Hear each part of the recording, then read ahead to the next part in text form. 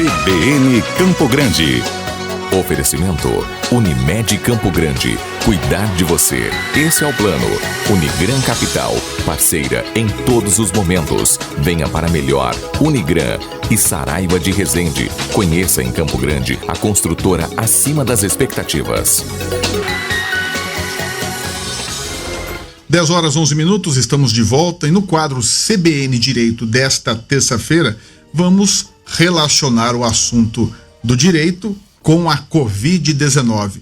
E uma pergunta que chamou a atenção aí nas últimas semanas é a seguinte: Covid-19 é ou não é uma doença ocupacional do trabalho?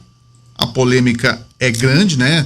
Vale lembrar que no comecinho de setembro foi publicada pelo Ministério da Saúde uma portaria, né, que atualizou a lista de doenças relacionadas ao trabalho, destinada a orientar os profissionais do Sistema Único de Saúde acerca da caracterização de relações entre as doenças ocupacionais profissionais. E a Covid-19, né, tinha sido listada inicialmente como uma doença ocupacional relacionada ao trabalho. Porém, agora essa portaria acabou alterando isso. Assunto que nós vamos conversar com Gabriel Haddad, que é advogado, né, e que atua na área empresarial também. Gabriel, mais uma vez, muito bom dia, seja bem-vindo à Rádio CBN. Bom dia, Ginês, bom dia a todos os ouvintes. Para mim é um prazer imenso estar aqui com vocês mais uma vez essa manhã. Vamos tentar interpretar então um pouquinho, né? É ou não é uma doença ocupacional? Como que a gente pode entender e encaminhar uma situação como essa? Ginês, o enunciado da pergunta é muito mais simples do que a resposta. Parece um tema muito fácil de se tratar. Olha, se a doença ocupacional, se a pessoa contaminou, teve contágio pela Covid-19 no ambiente de trabalho, é doença ocupacional, se não teve, não é. Parece bem simples assim, mas na verdade não é tão simples. Até mesmo por se tratar de uma doença pandêmica hoje, que se pode contrair em qualquer lugar, não é uma doença típica de um tipo de atividade, de um tipo de prestação de serviços que pode ter mais facilidade para que essa doença ocorra ou não. De uma forma bem simples, doença ocupacional é aquela doença decorrente do trabalho. É uma doença causada pelo trabalho prestado ou no ambiente de trabalho em que o empregado desenvolve o seu serviço. Seja um acidente, uma postura incorreta por muito tempo, ou a falta de um equipamento que provocou tal lesão, seria isso? Isso, basicamente isso.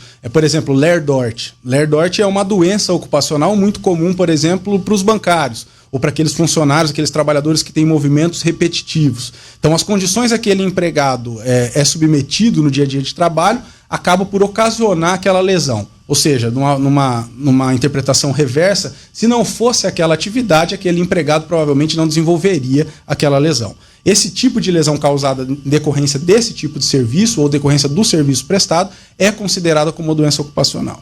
Agora, a gente vem diante de uma doença pandêmica, espalhada no mundo inteiro, com um contágio sem precedentes, que pode ser obtida, pode ser contraída em qualquer ambiente. Então se torna muito difícil de precisar se essa doença foi, de fato, adquirida no meio ambiente de trabalho ou foi fora. Isso pode ter sido no ônibus a caminho, pode ter sido no momento de recreação fora do trabalho.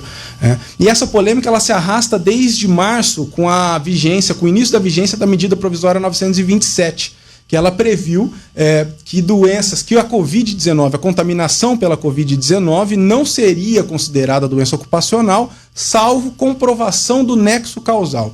O nexo causal é exatamente isso, é o nexo entre a prestação de serviços e a doença. Olha, tem um nexo de causa entre o serviço prestado e a contaminação pela Covid? Tem. Então pode ser reconhecida doença ocupacional. Não tem? Não pode. Contudo, mais uma vez frisando, acho pela quarta vez agora, que é uma doença muito difícil de se precisar o momento do contágio, é muito difícil se comprovar o nexo causal. E aí, dias depois, o STF suspendeu a eficácia dessa norma prevista na 927, deixando um pouquinho aberto esse conceito e trazendo novas interpretações ao tema. Aí agora, como você bem disse na abertura do bloco... Essa portaria, né? Na abertura do bloco, agora dia 1º de setembro, foi publicada uma nova portaria pelo Ministério da Saúde, que atualizou a lista das doenças relacionadas ao trabalho. Existe uma lista para orientar os prestadores de serviços de saúde o correto encaminhamento na hora que recebem esses pacientes nas unidades básicas de saúde, enfim. E essa nova lista, essa atualização do dia 1º, ela incluiu a Covid-19 como uma doença relacionada ao trabalho. Contudo, no dia seguinte, dia 2, o Ministério da Saúde publicou uma nova portaria, tornando sem efeito essa portaria publicada no dia 1º. Então é complicado, saber qual é a última atualização. É complicado. E essa mudança de posicionamento do governo federal, ela se deve exatamente a essa celeuma que é bastante grande.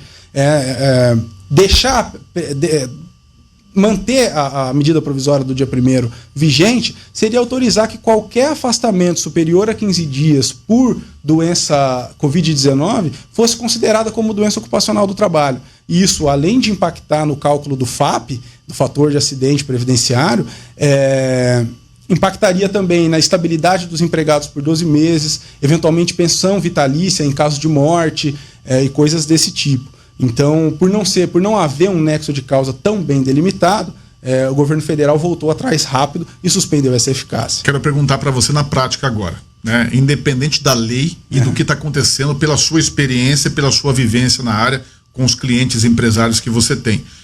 Eu estou trabalhando numa empresa, contraí a Covid-19, que não é coisa difícil de acontecer, infelizmente. Exato. Né? Não importa onde eu peguei, você está falando do nexo causal, né? Não importa se eu peguei em casa ou se eu peguei no ambiente de trabalho, eu peguei a Covid. Eu, como trabalhador, qual é o entendimento jurídico? Eu fico afastado? Como que funciona na prática isso? Obviamente o enquadramento para um funcionário, para um empregado diagnosticado, confirmado com Covid-19, isso partiria do empregador, que seria o afastamento imediato desse trabalhador, caso ele não esteja em home office. Se ele estiver em home office, obviamente tem que ser orientado das melhores formas de proceder, o isolamento domiciliar, mas se esse funcionário estiver trabalhando, o empregador deve, independente da vontade ou não do funcionário, o empregador deve afastá-lo por pelo menos 14 dias. Existe até uma nota orientativa sobre isso. Tá? E existe até sobre isso, é interessante dizer que para o empregador isso não gera qualquer prejuízo, porque o pagamento dos primeiros 15 dias de afastamento do empregado por Covid-19 são restituídos ao empregador, diferente de toda e qualquer outra doença. Em qualquer outra doença, seja ela ocupacional ou não, quando o afastamento é maior do que 15 dias, o empregador paga os primeiros 15 e depois encaminha para o INSS. Exato. No caso da Covid-19, ele paga os primeiros 15 dias, encaminha ao INSS, só que esses 15 dias pagos são restituídos a ele. Tem essa questão também. Tem essa questão.